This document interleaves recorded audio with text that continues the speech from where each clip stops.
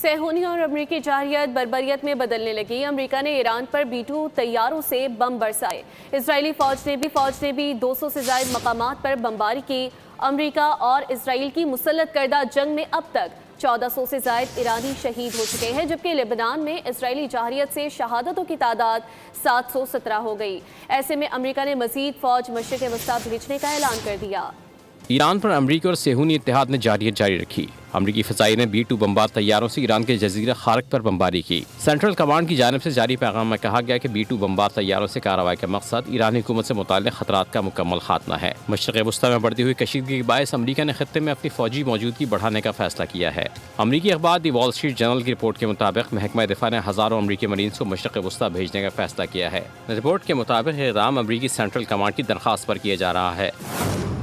دوسری جانب اسرائیلی فوج نے ایران کے مغربی اور وسطی علاقوں میں 200 سے زائد حملے کیے، جن میں فوجی تنصیبات کو نشانہ بنایا گیا۔ اسرائیلی فوج کے مطابق حملوں میں بیلسٹک میزائل لانچرز، فضائی دفاعی نظام اور اسلحہ تیار کرنے والے مراکز کو نشانہ بنایا گیا ہے۔ اسرائیل نے لبنان میں بھی خون ناحق بہایا، مرکز صحت پر بمباری کر کے 12 افراد کو شہید کر دیا۔ سبسکرائب کریں اور بیل دبائیں تاکہ کوئی خبر رہ نہ جائے۔